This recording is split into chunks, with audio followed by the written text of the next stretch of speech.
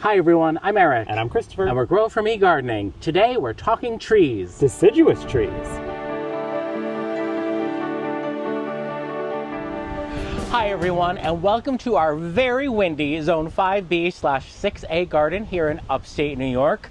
It has been a wild week weather-wise in our garden, and we're kind of in between storms right now, so we thought we would sneak out and give you a tour of the deciduous trees that we have in our garden. We wanted to talk to you about why we chose these trees for this particular spot, what we like about the trees, and any troubles we've encountered with them, and what we kind of anticipate them to grow into in the future. And we wanted to start right behind me with the Royal Frost Birch.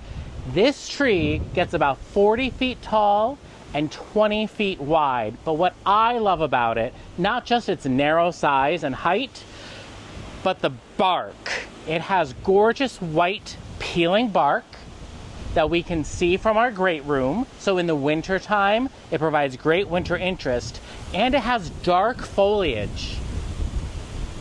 Also dances beautifully in the breeze. But the foliage, when it emerges in the spring, is purple. And it turns, as it matures throughout the season, into this more of an olive tone leaf. And I really like the contrast of the dark branches with the white bark. Now, this is a hybrid between two types of birch. And Christopher, do you happen to remember? It is Crimson Frost and White Spire. You remember all the facts. You're so good at it. And I know it's hardy down to zone 3, and it prefers moist soil. And one of the reasons we chose to put it in this spot is this is one of the lowest areas in our yard. As most of you know, we moved into this home in 2018. It was brand new construction. So this is the first house that was built here. This is all backfill that was put in. And as stuff settled over the years, we got some high spots, some low spots, and this happened to be one of the low spots. So that's why we chose a Royal Frost Birch for this spot, because they enjoy moist soil. The next tree that we want to take a look at with you is the Tricolor European Beech. This tree has incredible variegation on it that goes from a green to a purple to a pink. This year, funny enough, we're getting a lot of purple and pink. We're not getting so much on the green, but that's okay. It's a stunning tree. We chose this for the front corner of our home to give a really wide, kind of oval shaped tree that gets about 30 feet tall, 20 feet wide. So it is perfectly spaced from the foundation. No concerns there. It's hardy down to zone 4, which is great in case we get a particularly cold winter, which I don't think we're going to be getting anytime soon. It has lovely architecture. It has a gray, kind of mottled looking bark that's really awesome to look at in the winter. Normally it's underplanted with roses, which you can see just had their first flush cut back. So it's a little bare in the middle. It takes very well to pruning. We've done quite a lot of work to shape it to get that look that we're going for. It does prefer a little bit more shade than we give it here at the blasting full sun southern exposure, but with a lot of water and age, we're finding that we don't get too much burnout. And then in the fall, we get a lovely copper color that is beautiful. Our newest tree that we added to the garden just a few weeks ago, we have picked it up at Gardener's Supply pop-up shop in Vermont. This is a red Fox Katsura from Isley Nursery. And I have had my eye on this tree for a number of reasons. The first thing that caught my eye about it was the foliage and just how cool and unique the shape and texture of the foliage is. It's really interesting. It's almost reptilian, I would say. The new growth on this tree comes out red, and then it turns to this bluish green color, which is fantastic. It's hardy in zones 4 through 8. It should get about 20 feet tall and maybe 10 to 15 wide and like an oval vase shape. And that's kind of how we chose this spacing here. This is a spring grove arborvitae that's going to get quite wide, probably out to here. Whereas this is a thin man arborvitae that's going to stay very narrow. This is also going to stay narrow and kind of burst open at the top. The purple leaves, the new growth, the reddish purple, will fade to blue-green. And then in fall, they're going to turn an orangey red, which I think will be really nice for our fall interest here in upstate New York. I think the other thing you're forgetting, Eric, is that this tree has a unique property in its dying leaves. Oh yeah, they smell like marshmallows or burnt sugar? Yeah, it has, I think maltol is produced as the foliage actually disintegrates and falls. So this section of the garden should smell like cotton candy in the fall. That'll be interesting. Now we definitely have like a little something on it, which I'm not surprised about because our weather has been really out of pocket this week. It has been humid and hot and everything is going wild. So I'm not surprised. It'll bounce back. It'll be totally fine. And I'm not quite sure how long we'll keep it staked. I'm going to talk to Isley about that. Maybe through the first year, we are very high wind area, and then we'll kind of see how it does. But this is the red Fox Katsura.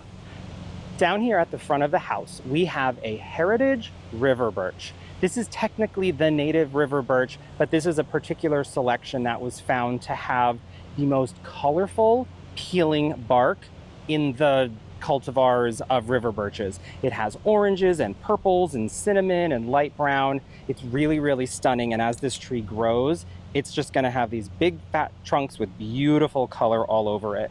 It gets about 40 feet high by 30 wide. Since this is a clump, I'm assuming it's going to get the wide part before it gets the tall part. I love the way that birches give the dappled shade, including the royal frost. It's not going to give us that deep, deep shade the way that a maple tree would. It's going to give us just a nice area that we can plant underneath that's protected from the worst of the heat, but still give us form and height and structure at the front of the house. Now this replaced the original tree that was put in by the builders, which was a Callery pear, or Cleveland pear, I think it was. And very quickly, as those do, it started to get a disease. We pulled it out as fast as possible and replaced it with something native that's going to give us this gorgeous structure for years to come. I'm standing underneath the canopy of one of my absolute favorite trees in our garden, and this is the native eastern redbud, hardy in USDA zones 4 to 9. And this tree eventually will get about 25 tall and 25 wide. And a couple of the reasons we chose it were the heart-shaped foliage that has this nice, neutral, gorgeous green color that turns gold in the fall, but even more so because in the springtime it blooms edible flowers all over the trunk and all over the branches that are simply stunning. This tree also has a really whimsical shape to it, which I really find very appealing in the garden. It's kind of like a fairy tale tree where the branches go willy-nilly everywhere, and I love that aesthetic. It really is I think it is my favorite tree in the garden. That might have been Eric's favorite tree, but this is mine, the Pagoda dogwood, another North American native. You didn't know that, Eric? I did know that. You did know that? All right, good. What I love about this tree is the horizontal branching that it does. It gives you this wide, again, architectural, but you can really train it into a tiered effect. Ooh, hold on. This tree has a huge amount of benefits to nature, actually. It has beautiful white disc blooms in the spring that smell like Fruit Loops. Yes, Fruit Loops, the cereal. It's the best thing in the whole world. Then they give way to these berries, so you get the nectar early on in the season, you get the berries that the birds are going to take after, and you just get this really nice, clean green foliage that is beautiful in the garden. It is more of an understory tree, so the way we have it planted, it does get sort of midday shade from the sun, from the house, but obviously the area below it is filling in with things like hosta and an oak leaf hydrangea. So over time, we are going to let this get wide and give that shade effect, but since it's horizontal, it's going to give more of a dappled shade. So these things can thrive while we have the beautiful tree. It will get about 25 feet tall, 15 feet wide. It may be slightly close to the terrace, but it also takes well to pruning, so we can keep all of that in check. I'm standing next to another one of my favorite trees, which is shockingly another redbud. But this is a Weeping Ruby Falls redbud, and you can see the habit is weeping. It grows about 8 feet tall by 5 feet wide. It has the same spring flowers that the eastern redbud has, a little bit more purple, and it holds the blooms much longer. This tree here, and the reason I'm able to stand here behind this Invincibelle Sublime hedge is, remember a video or two ago, we pruned out all of this catmint. Normally we wouldn't be able to stand here, but I really wanted something on the corner of our terrace to soften that corner, but also something that wouldn't get too tall, that would block our view from everything beyond. And I think the Weeping Ruby Falls Redbud does just that. And we really took the foliage color into consideration when deciding what hydrangeas to plant along this hedge. And that lime color with this ruby color is really nice. In the fall, what's funny about this tree is the leaves turn green in the fall and then a little bit yellow just before they fall off. But I found that really interesting that the very first fall we had it, the leaves just turned green. Tucked over here behind me, next to the lemony lace elderberry that's doing phenomenal this year, is a Jacquemontii Himalayan birch clump. This is something that we found very small. It's only been in there about half a season at this point from last fall. This is gonna have the absolute whitest bark on our property. The Himalayan birches are known for just a really clear, beautiful white. They'll get about 30 feet tall by 20 feet wide, again, casting some dappled shade. And it does prefer sort of a moist soil. This back corner, we've planted things that generally prefer more of the moist soil. So this should be really, really happy. And as it grows, we'll be able to give you more interesting updates on it. But Eric, follow me over here. Now this is the bald cypress, the tree we get more questions about than anything else when people visit our garden. It is actually a deciduous conifer, and people often think it's an evergreen because the leaves are so skinny, they look kind of like pine needles or spruce needles. This tree is frequently found in the south, growing directly out of swamps. It can get 70 feet tall, 30 feet wide, and it, believe it or not, is one of the oldest living species of tree in the world. So we're probably not going to see it get to its full size. Would you agree, Eric? I would agree. We probably won't see it get to its full size in our lifetime. And we did choose this spot for it because this is a wet spot. It is the wet spot. It's right at the bottom of the berm. A lot of water collects here. It's grown so lovely. We have pruned it up quite a few times to get it to this kind of lollipop place. Up in the Adirondacks, about 45 minutes or so north of us, the big state park, they have tons of these, and we've actually gone to one of those adventure parks where you swing on the ropes and climb through the trees, and you're climbing on these bald cypress trees. Right here is a Princeton Sentry Ginko, and this tree is a stunner because of the chartreuse fan-shaped leaves. I mean, look at that. They look like little mermaid tails as far as I'm concerned. I think you're right. They are little mermaid tails. It's a really cool tree. We chose this one because it stays nice and narrow.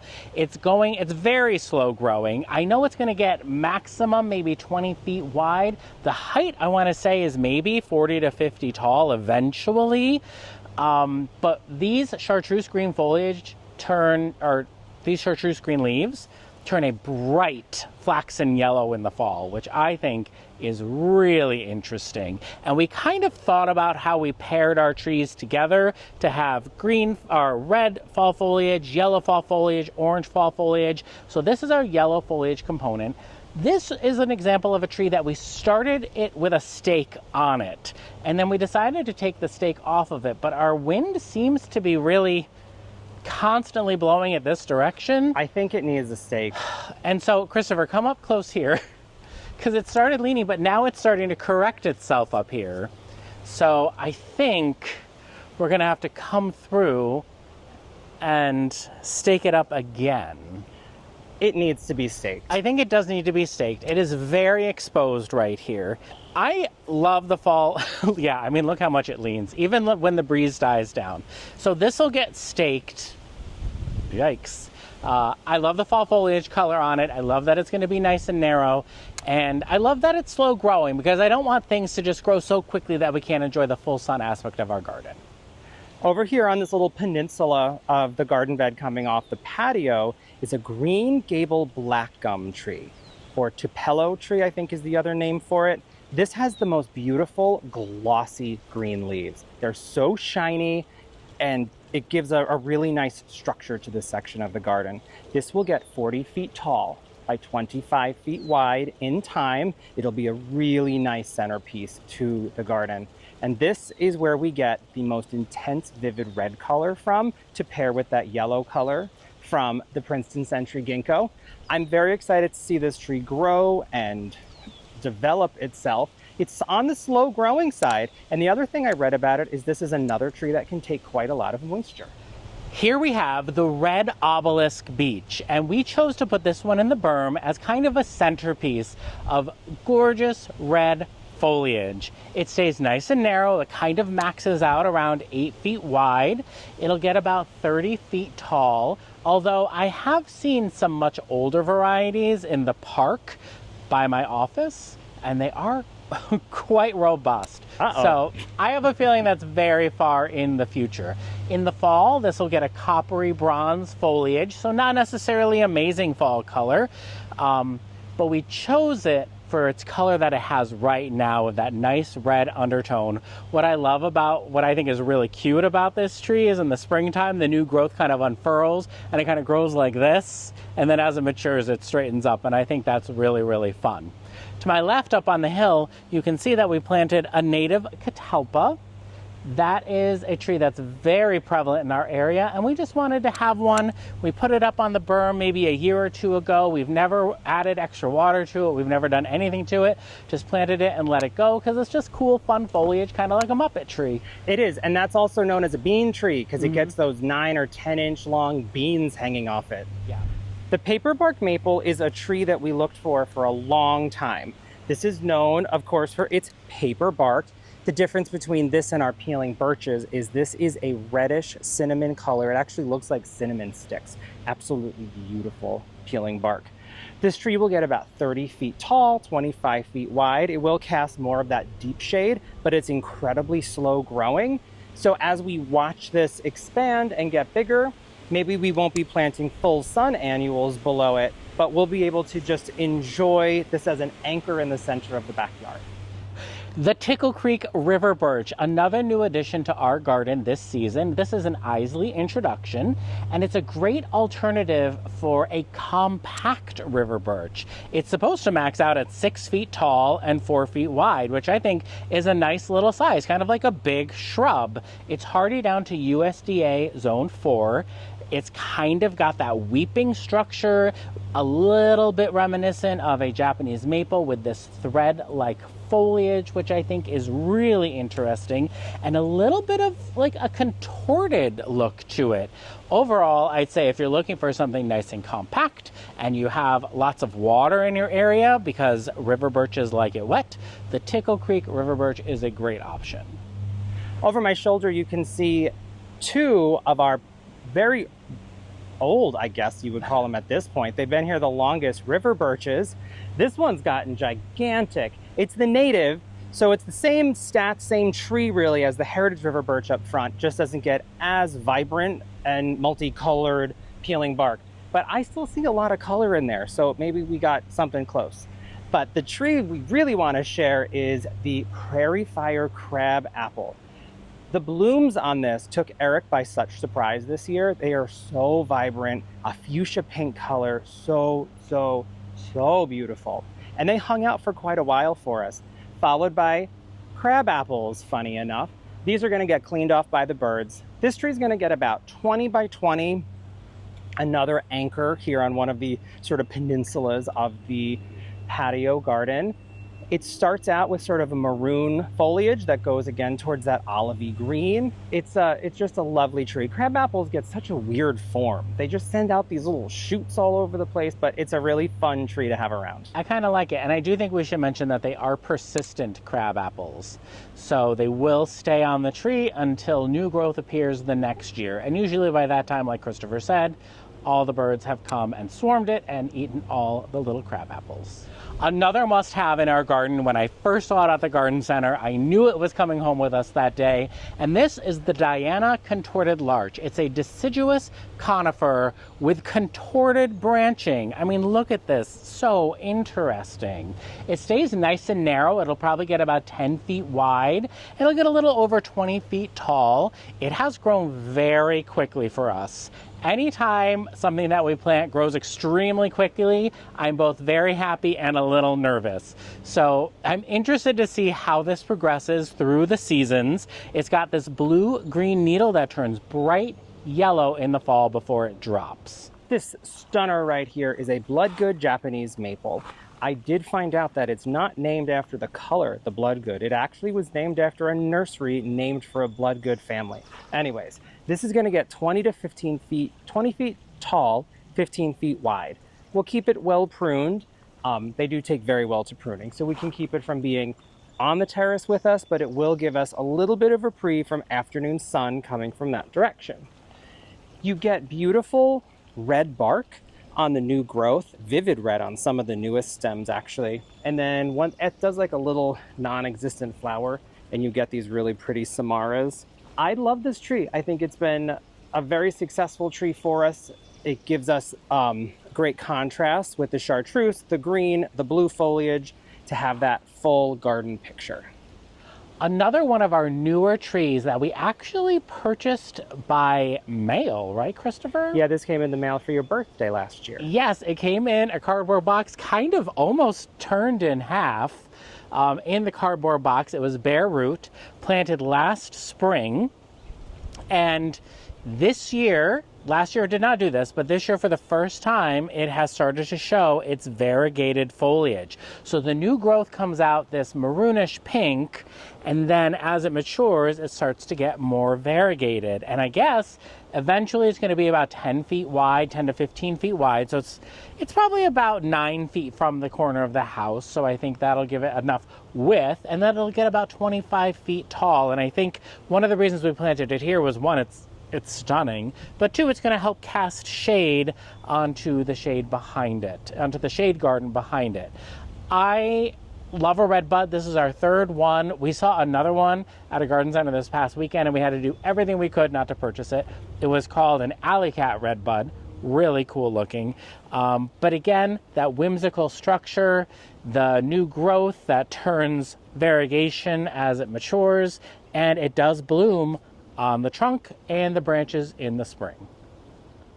On the corner of the house, because we have this big, long wall of vinyl siding, we wanted some vertical structure to soften the edges, and we get that here from the Parkland Pillar Birch. This is a really cool, very columnar habit birch. It's going to get about 30 feet tall, but only 7 feet wide.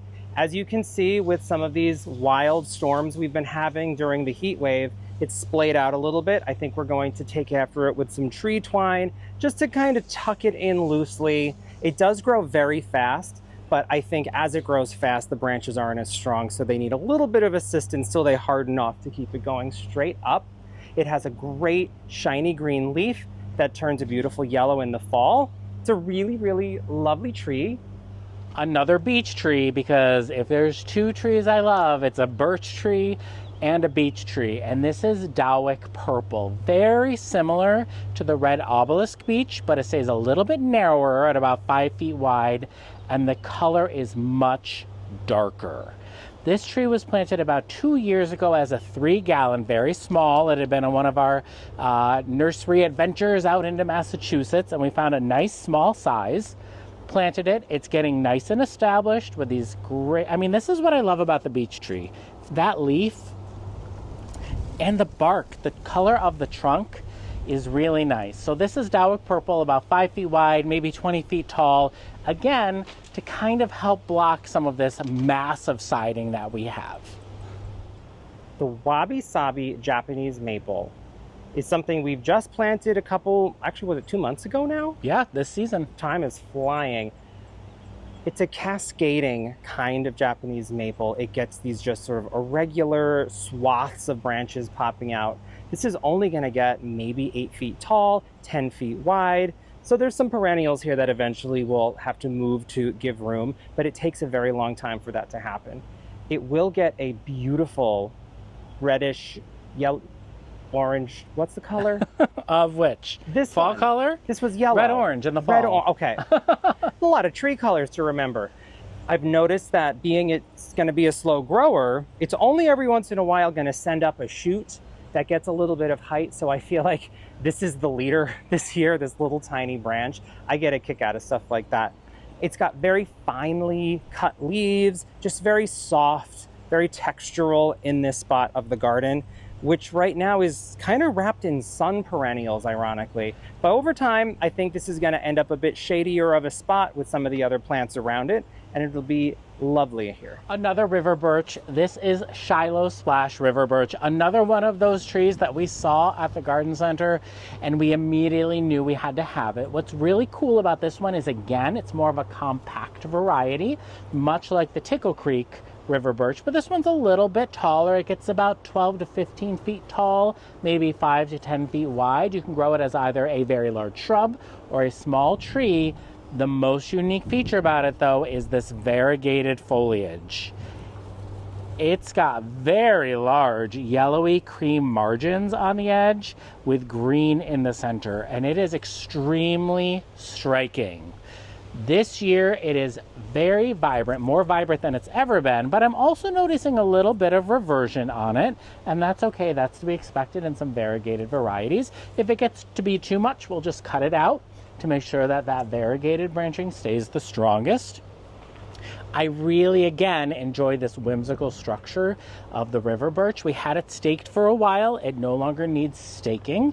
And this was probably planted maybe 4 years ago. What do you think, Christopher? I think it is 4 years now. And very small. I will say, when we see them at the garden center in our area, we see them quite often.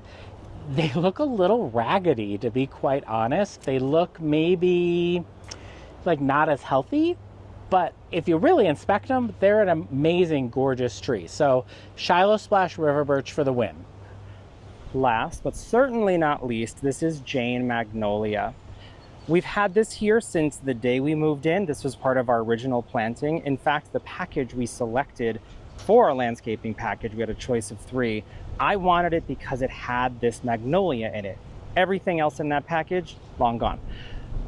One of the cool things I've just recently learned is that this is a part of a hybridization program in the 60s, the Little Girl collection. This particular one was bred to bloom a little bit later. So even though it's hardy in zones 4 through 8, because it blooms a little bit later, it protects the buds from frost in zones 4 through 6, like us, that would lose the buds to a late frost. It has the traditional beautiful shiny green giant leaves on it. Of course, the flowers in the springtime are stunning. This tree grows, according to a lot of places, 15 feet tall and 20 feet wide, which we know is 100% untrue. This tree we see a lot in our area, actually. There are some that are 30, 40 feet tall, big arching branches. Some are grown as a single stem. Ours right now is a multi-trunk, which we are hoping to maintain the multi-trunk aspect of it. But as you can see, mowing around it's becoming a bit of a challenge. So we're working on our limbing up strategy to keep this tree out of the way and just growing happy and healthy. But we do love this tree at the front of the house. It gives such a lovely show in spring and then just looks healthy and happy all season long. Thanks again so much for joining us today on our tour of deciduous trees in the garden. If you have a favorite tree you'd love to share with us, leave a note in the comments below. We'd love to check them out. Again, I'm Eric. And I'm Christopher. And we're Grow For Me Gardening. Thanks for growing with us.